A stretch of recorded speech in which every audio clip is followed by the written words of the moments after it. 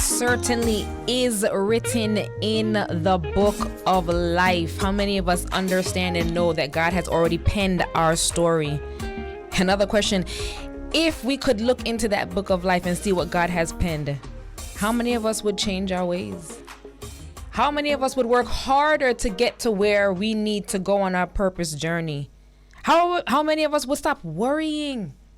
It was written. Your story has already been penned. It is just now for you to follow the journey. Welcome to Chasing Purpose, heard right here in Jamaica on the Bridge 99 FM and in the New York tri-state area on Irie Jam Radio, celebrating 30 years.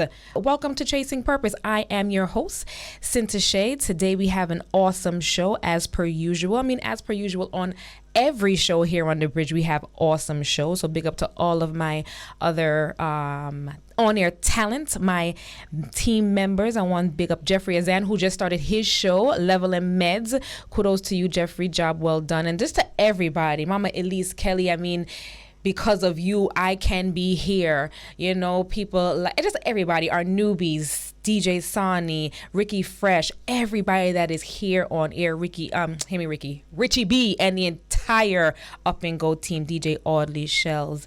We have a really amazing team. Rory Stone Love, Carlene, the dance hall queen, Jack Scorpio. A lot of me start names I'm gonna forget, but I am honored to be among these names. And yeah, that's what we're here to do, to empower, to enrich, to support our culture, right? Not just here in Jamaica, but abroad. We are here connecting the world. So today, on today's journey, we are going to be talking about what happens when things don't go according to plan.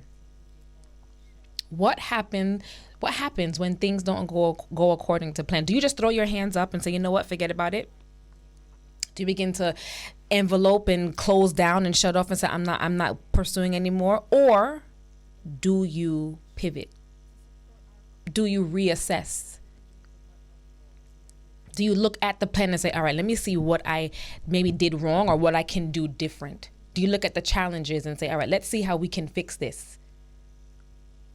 That's what we're talking about today. We have a brilliant gentleman by the name of Ulato Sam, who is going to come on and talk about this very thing. He has an amazing story. He is someone who has already met and sat with persons like Oprah Winfrey, Tony Robbins, Jay Shetty, to name the least, and to name a few rather. And there's just so much more that he has in store. So we're excited about that. So today, as I pour into you and you guys pour into me, I'm going to give you my number. Please, by all means, I still want to know what your word of the year is. What is your North Star? What is guiding you? As I said to you, my word this year is ready. I am ready to receive all that God has in store for me, not just the lessons, but the blessings as well. So give me a call. What's your word for the year? 551-5782.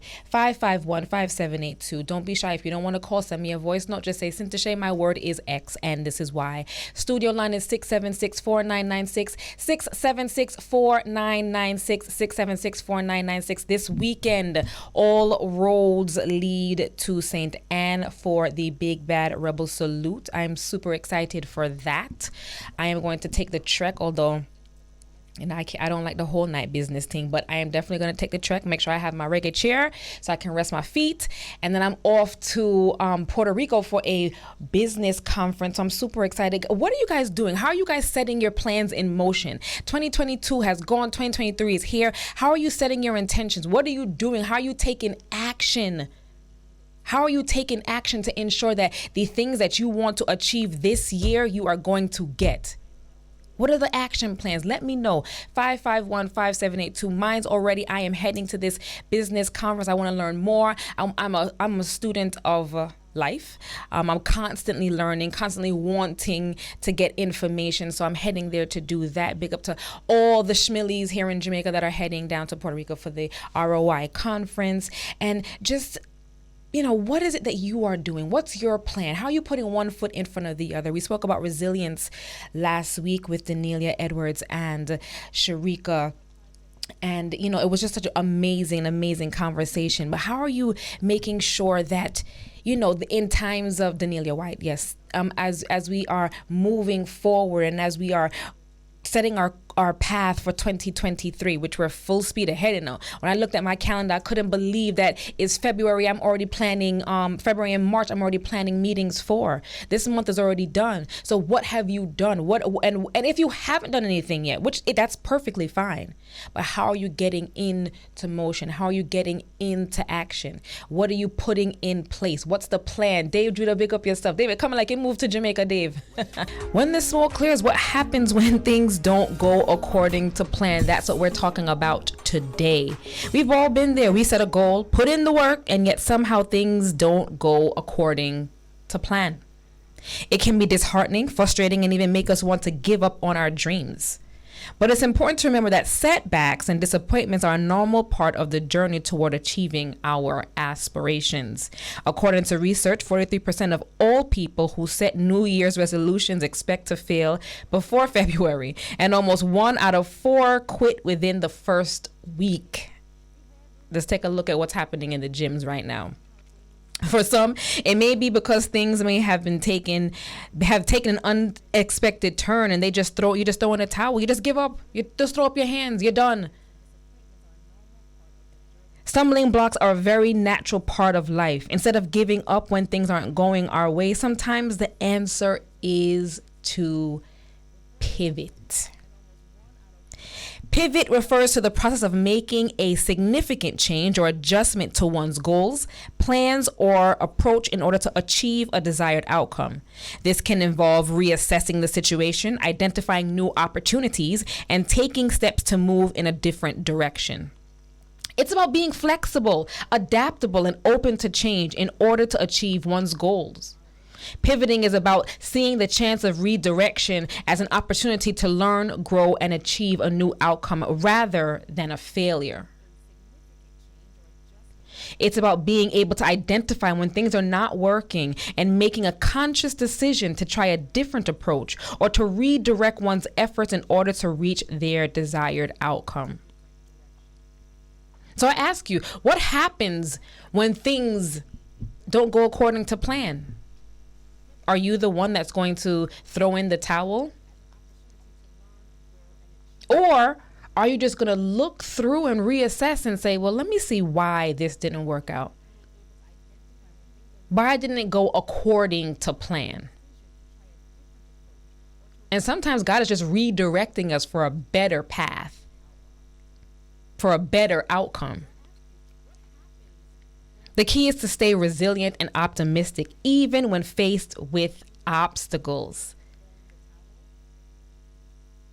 We spoke about this in last week's show. You have to stay resilient. You have to stay optimistic, and you have to stay true to you, that authentic self.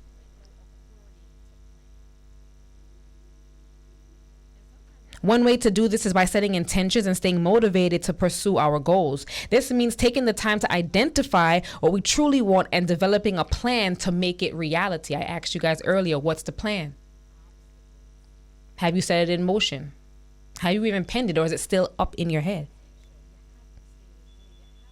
When we have a clear sense of purpose, it's easier to stay focused and motivated even during difficult times. Another important aspect of achieving our aspirations is being bold and taking risks and taking up space, good space. We must be willing to step out of our comfort zones and try new things. Try new things. It's a new year. Try doing something different. You can't keep doing the same things and expect a different outcome. Try something new. It's only through taking risks that we can truly grow and achieve our goals. Perseverance and determination are also crucial when things don't go according to plan. Failure is a natural part of the journey. I'm going to say that again. Failure is a natural part of the journey. Failure is a natural part of the journey. I wish someone told me this when I was younger, that you are going to fail and it's okay. What's not okay is failing and just throwing up your hands. What's not okay is failing and not moving forward. What's not okay is failing and not getting up and trying again. Well, failing is going to happen. It's a part of life. Failure is a natural part of the journey, but it's important to not let it discourage us. not let it knock us down. Instead, we must learn from our mistakes, adjust our approach, and keep pushing forward. Major key. Major key. You're going to start the business that's going to fail. You're going to take the bar. You're going to fail. We always hope that you don't, right? We never set out to fail. However, it's a part of life. You failed at something. You're not the failure. You just failed at something. You just continue. You keep going. You keep pushing.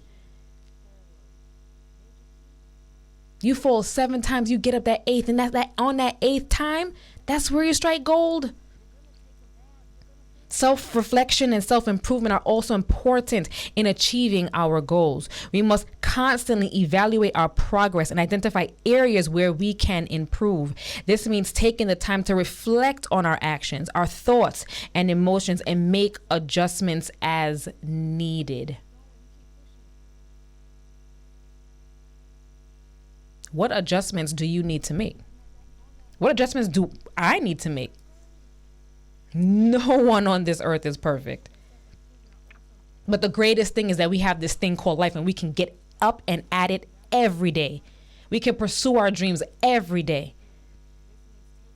No excuses. No one should be living on autopilot. Find what you are good at. Not just good at. What is your zone of genius? We all have it. What is your zone of genius? Find whatever that is. If it's baking cookies, if it's making brownies, if it's mixing music, if it's video production, what are you good at? That's the question. Some of us have this idea of life, of what we want our life to be, but not realizing that, we have the natural gifts, and that's what we need to be focusing on and nurturing. What we are good at. What's our zone of genius? We all have a zone of genius. There's something that we all are amazing at. And there's things that some of us are not amazing at, that we're incompetent in. We do it, but we're not great at it. Maybe somebody's great at styling. Maybe somebody's great at writing. And that's what brings you joy. That's what sets your soul on fire. That's what you need to lean into.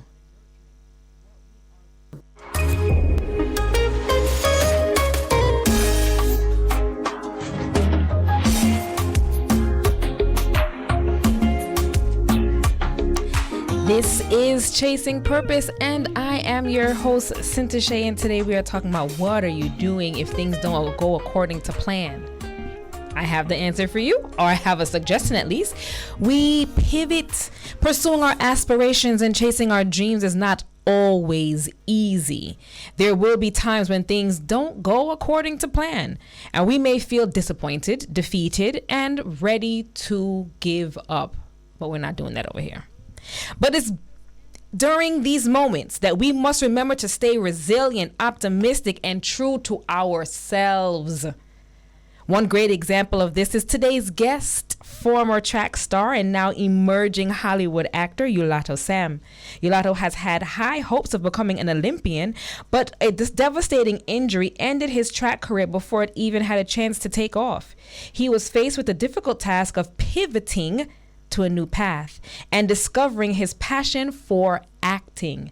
Through faith, determination, and the support of loved ones, Ulato was able to overcome his disappointment and pursue his new aspirations.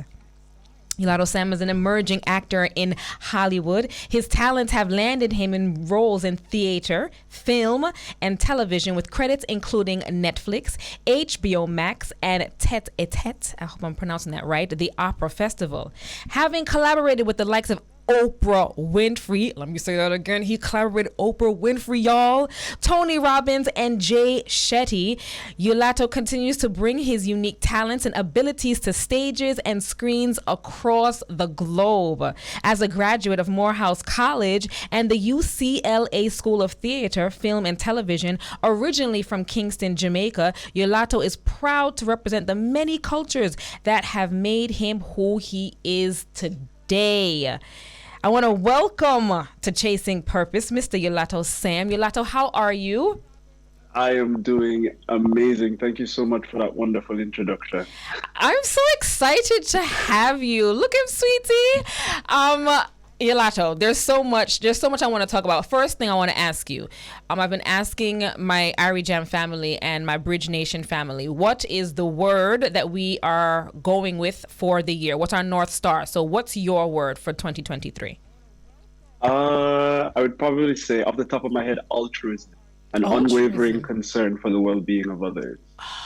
I love that. Oh yes, altruism. All right, we're gonna add that to our word. Dom, we need a word like our word chart, like a word bubble that we use here, and we're taking that word. Thank you, Ulato, and I pray that that word is your guiding star throughout your journey for 2023 and beyond. But I want you to take us back to the time when you were positioned to be a professional track star. Okay, so as you mentioned, track and field has been a part of my life, as it is for many Jamaican people. I started running track and field in primary school at Michael practicing primary, and then all throughout my time at Arden High School. And I have to shout out all my teammates and Yes. my coaches over the years because without them, their guidance, the healthy competition, and really just the culture that Jamaica creates, that dream wouldn't have been a possibility. I always tell people Jamaica is super unique because you can go to the supermarket or you could go to some kind of event and you're running into Olympic gold Yes. medalists, or Yes. you're seeing different people who have really shaped the global culture of this sport walk around. And so I got a scholarship to run track and field at Morehouse College, and Wow. I was in probably the best shape I had been when it came to my senior year. And I ended up tearing my quad above the knee and below the hip Oh at wow. the same time. Wow. And an injury like that, it doesn't only affect you physically, there is a A mental mental, component, I'm uh, sure. exactly. And we've heard Usain Bolt speak about it, Asafa Powell talk about it, but there's a lot of pressure on you when you're young and you have potential and it's being invested in, and then all of a sudden something changes. Wow. And so for me, there was this huge desire to take a step, go to the next level. And for the first time in my life, I realized that this might not necessarily be the plan anymore. So let me let It me was let me one of, stop let me just stop you right there. And I don't mean to cut you. So yeah. you the injury now happens and the reality is saying, oh wait, this no longer is the dream. You can't continue on this way.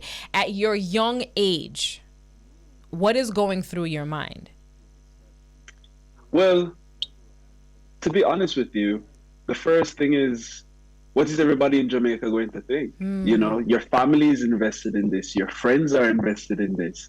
And to some degree, the people who have been supporting you over the years where track and field is concerned, when you end up running, when you start making finals and semifinals at champs and Gibson relays, your name gets put in a certain group, and Yeah.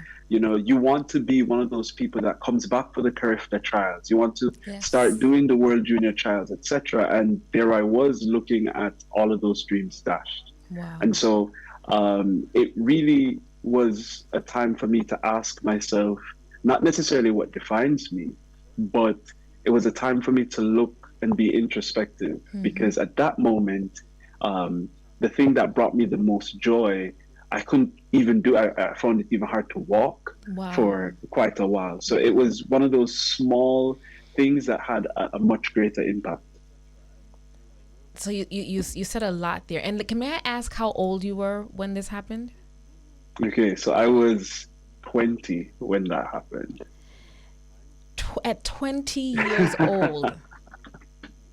I mean that at 20 years old that's a lot. There's a lot of 20-year-olds that I know right now that don't even have a plan. You already had a plan. The trajectory for you was you wanted to be Olympian. You wanted to really make strides in this field.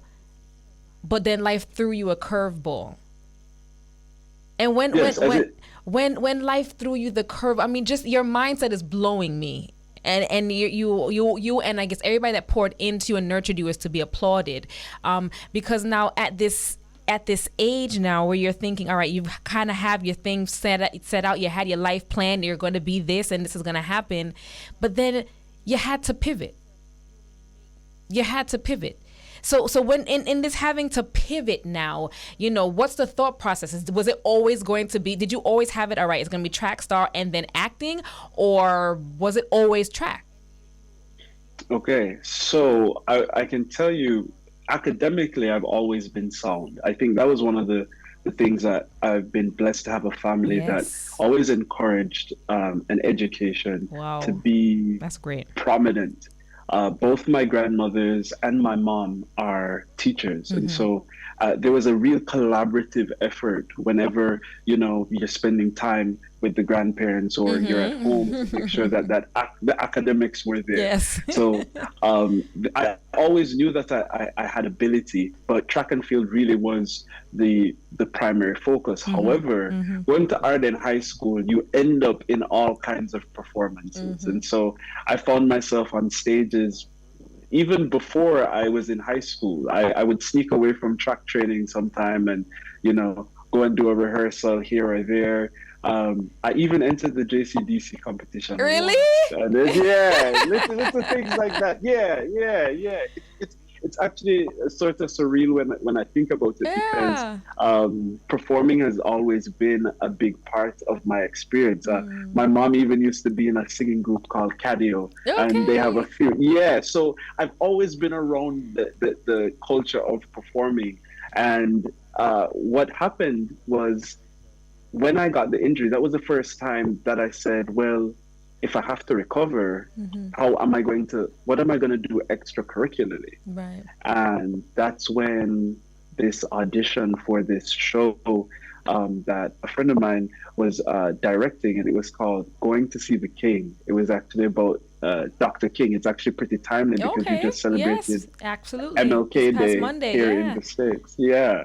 And so that was the first production that I really got my hands on a pretty decent script. And then from there, it just kept going and going and going. And here I am now in Los Angeles, almost like 12 years later. Wait, and listen, I was on your IG the other day, and I happened upon this video, and I see Oprah says, and I'm kind of blown away by the way she says this, but I want to know what you were thinking, like what emotions were going through your mind when Oprah says, Ulato, come here.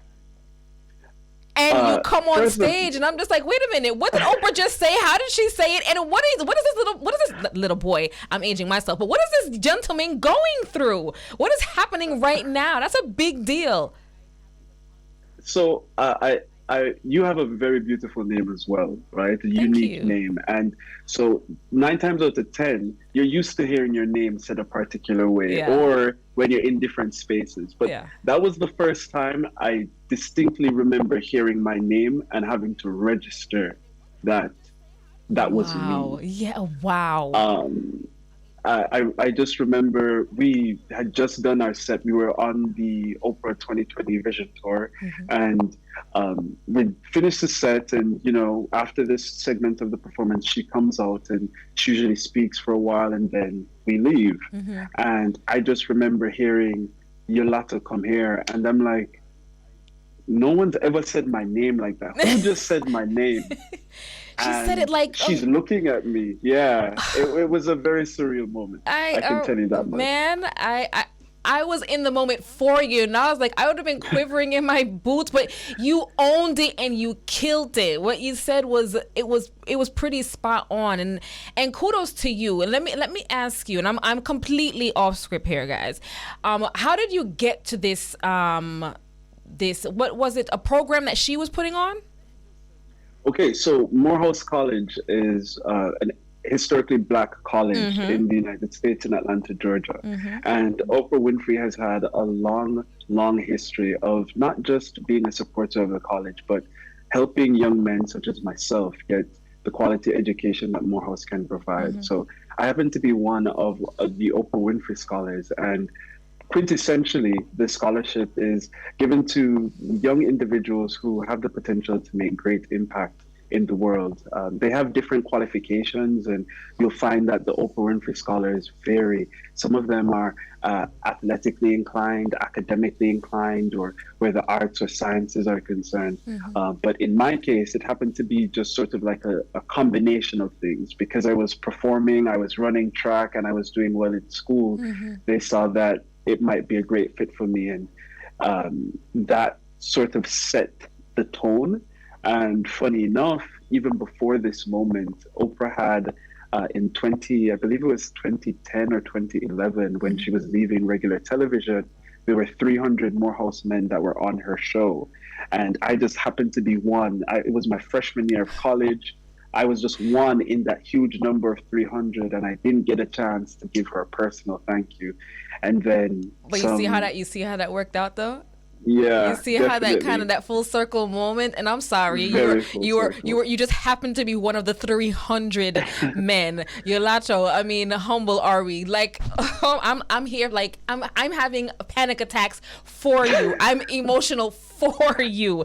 This is just a brilliant story. So how did Morehouse come into play? Was it from Ardennes that you applied for Morehouse, and then you got into Morehouse, and then the scholarship happened? So it's actually, Morehouse is also another crazy story. So I was running track and field, as you know, and we'd been scouted. My team had been performing quite well while I was in fifth form, and I happened to have a cousin who was at Morehouse at the time. And when I went and I noticed just the amazing history, the way in which Morehouse College, you know how you see those all-boys schools and all-girls schools in Jamaica, and how the pride, the zeal that they have for their institution. Morehouse is like that. Morehouse and Spelman is like that, unlike a million, because it's a college. And so what actually happened is I went and I had a meeting with the track coach, and I thought I was going to go to sixth form, but the coach was like, we could get you in this year. And before I knew it, I was sending in an application and applying for those scholarships. And all of that happened in the time span of a week. And before I knew it, I was in my freshman year at Morehouse College. Oh, wow. Wow. People, we're talking about things not going according to plan, right? And I believe that every redirection is a setup for something greater. And Ulato right now is a prime example of that. We're talking about the aspirations of having a track star, and being a track star, becoming a track star, heading off to college, and getting a scholarship to Morehouse, and then meeting Oprah, taking her.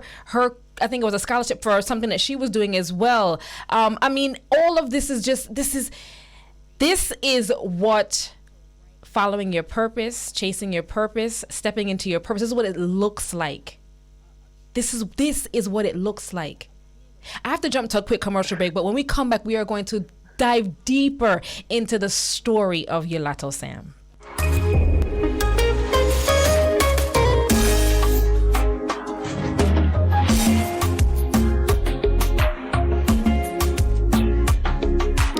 Welcome back to Chasing Purpose. I am speaking to ardent old boy and actor Ulato Sam. He's so much more than that. Also, public speaker, a doer of good. Ulato, how do you use your experiences as an athlete to help you in your acting career? Well, I think, honestly, healthy competition. Jamaica, track and field, athletics, it teaches you really how to stay in your lane while also competing with someone at the same time. Making sure that you don't, cross that boundary or interrupt what someone else is doing, but you're still striving for the highest form of achievement that you can, while also simply just competing against yourself because you're going for that personal best, you're going for that PR. And if you can, that also allows you to understand where you measure up in history. One of the beautiful things is because of the fact that these times are recorded, you can track your progress and growth over time. And then you can also ask yourself the real questions of, am I competing on a local scale, a national scale, a regional scale, or an international scale? And hopefully, if you get to the international scale, what kind of impact am I having on the greater good of my area of study or my area of choice?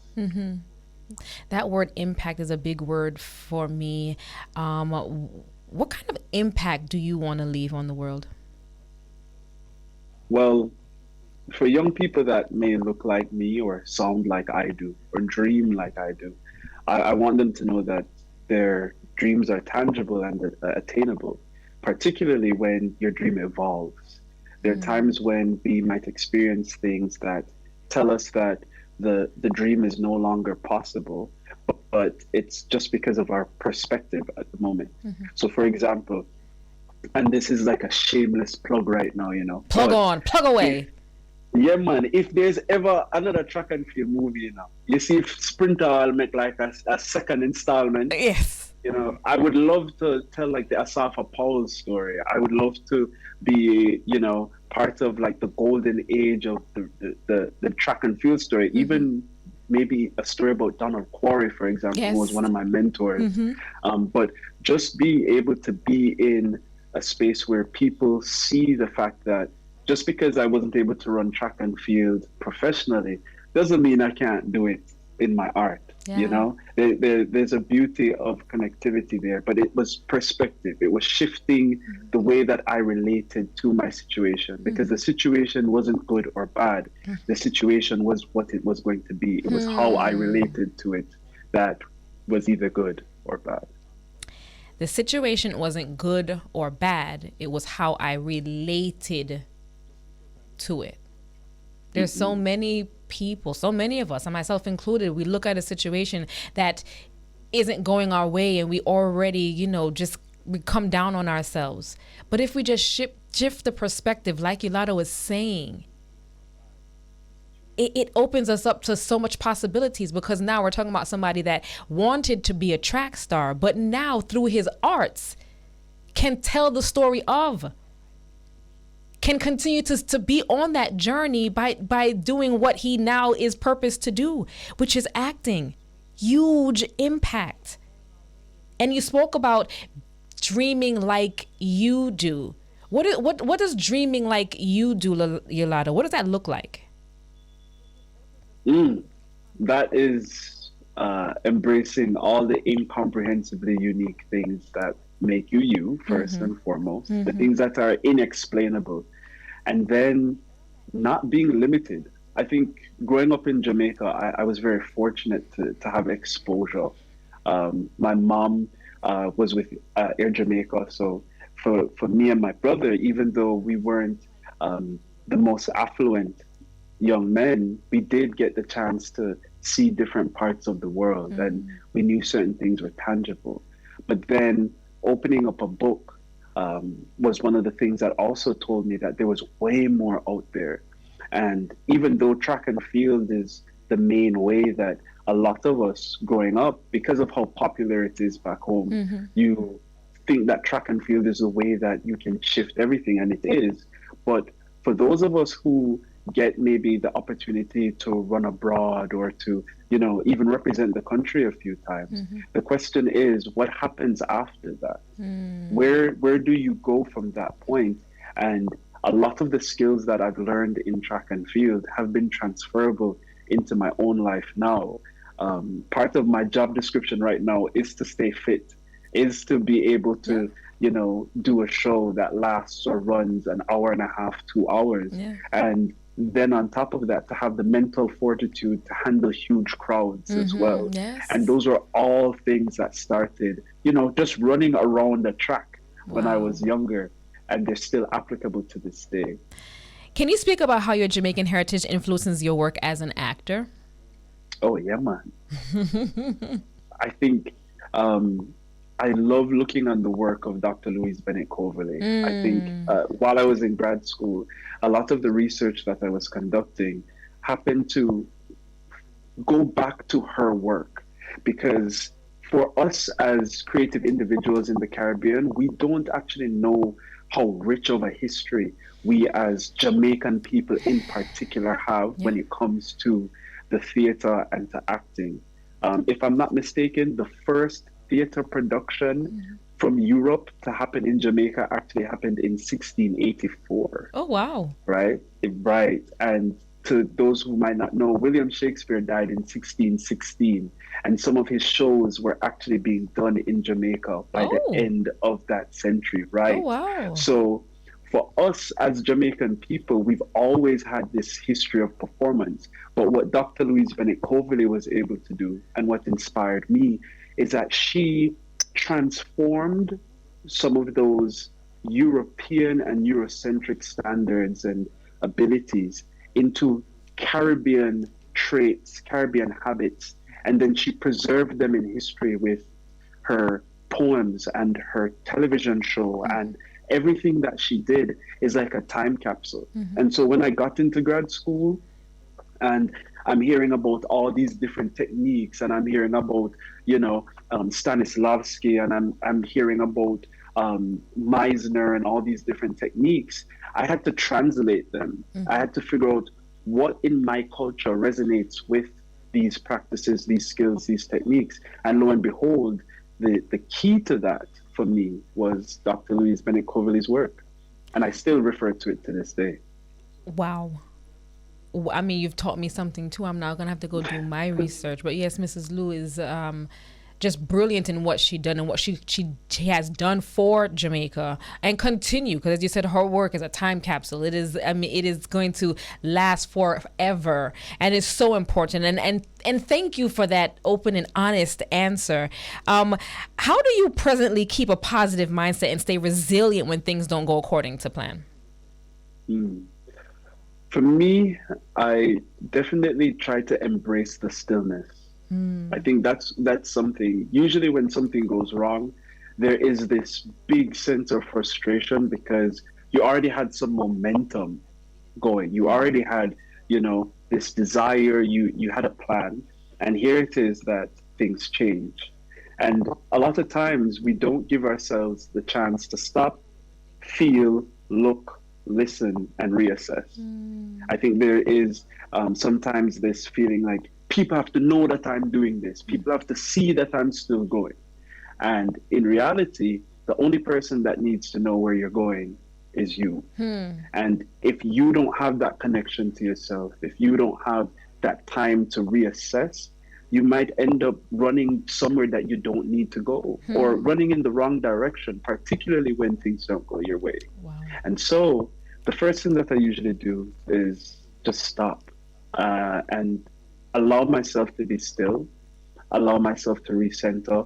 For me, I have a relationship with God, and for a lot of different, I think, perspectives, I embrace the fact that I need to listen to what I'm being told, and however silent that whisper is, if I can trust my intuition, if I can trust, that little voice that goes nigging in your ear, or go back to my family, the people who have an unconditional love for me. That is usually how I get back to square one. And then from there, I start, experimenting and getting inquisitive and curious about what's possible, because hope comes from action. I have to see something, and then I'll know, I'll ask myself, can I do that? And 9 times out of 10, I say, yeah, I can do that. Yeah. And then my mom, for example, will say, I know you can do that, but can you do it well? And that is usually what changes everything. I know you can do that, but can you do that well? Yes, mommy. Yes, I love that question. I'm going to adopt it. Thank you. How do you stay true to yourself and your values while pursuing your aspirations? Well, a big part of that is my culture. I will say my favorite song is I Can by Chronics. Chronics, if you're watching this, a big part of why I strive for what I strive for is that song came to me right when I was in the midst of grad school, right when I felt like I was going to give up. That album, Chronology, came out. And one of the things that it reminded me of is that I've already made it so far. So many people are on our island and have, the desire to be in some of the spaces that I've been fortunate and blessed to be in. And I can't take that for granted, nor can I sort of remove the fact that I'm experiencing these things as well. A lot of times when, you might be going through mental anguish or emotional stress, people say, no, man, that's soft, man. Just get up and dust yourself off, right? But no one really tells you how to do that.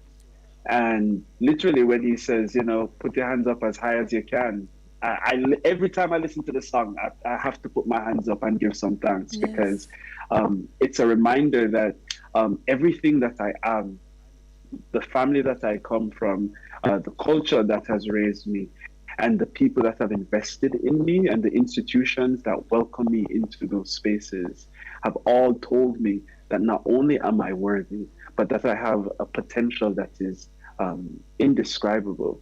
And so whenever I have a challenge, particularly where my values are concerned, I ask myself, is it something that I personally have an issue with? Is it something that I have to learn to overcome? Or is this something that just is not meant for me? Because sometimes just because something is good to you does not mean that it is good for you. And so you have to sort of evaluate things from these different perspectives and embrace what you can embrace. So much to break down there. And I mean, kudos to your parents, to grandma, to your coaches that have poured into you, Ulato. The perspective that you have at the age in which you have it is a brilliant one. There are a lot of gentlemen right now here, whether it be here in Jamaica or in the States, wherever, that aren't dreaming as big or don't think that their dreams are attainable or achievable.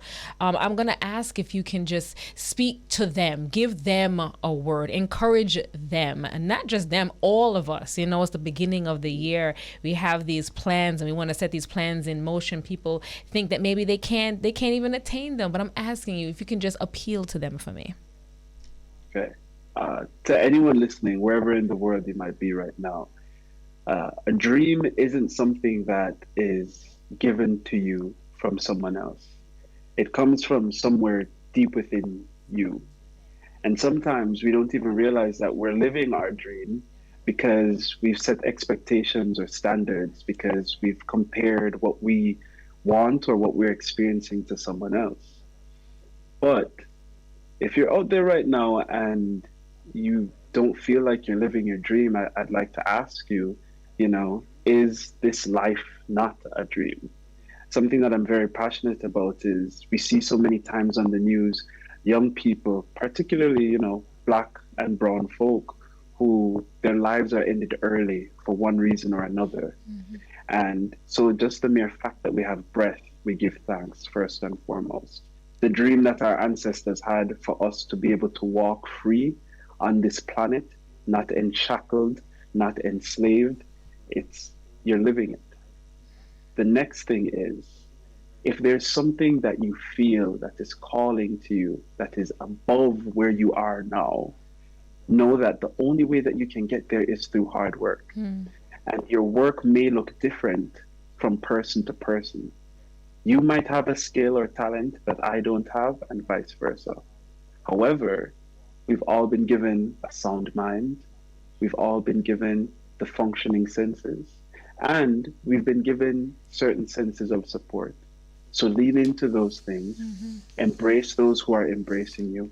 And most importantly, as you know, faith without work is dead. You can't just want the dream. You have to get up, get out, and go do it. You have to get up, get out, and go do it. Ulato, thank you. What are some ways in which you use your experiences to inspire and motivate others? Okay. Well, I love being in spaces where I can collaborate with the youth, whether that is in doing workshops or collaborating with organizations like Toasted Life or Walk Good LA here in Los Angeles, or even Winery Mass. Carnival is a great time to unwind and express yourself, but it's also a big time for us to share our culture as well with those who are growing up. Outside of that, I do collaborate with young artists at the American Musical and Dramatic Academy here in Los Angeles. And that allows me to help mold and expose young talents to different skills, techniques, and perspectives.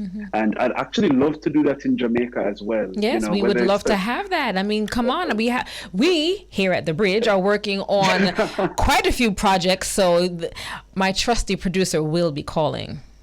Oh, I look forward to that. But being in spaces where I can impart not just the knowledge that I've garnered, but some of my own personal skills and techniques, because that's the beautiful thing. Every time you hear about a technique named after somebody, I realize that it wasn't that person was doing anything that someone else was doing. They were just doing themselves. They were just doing them. And then before you know it, other people were like, yo, how do you do that? And they said, I do this and I do that. And before you know it, it caught on like wildfire. And so all I want to be able to do is to inspire the next wave of creative individuals, the same way Harry Belafonte and Dr. Louise Bennett and even Rex Nettleford. There's so many different Jamaican individuals that we don't even realize are out here doing or were doing these great, grand, global things. And I just want to be part of that, club.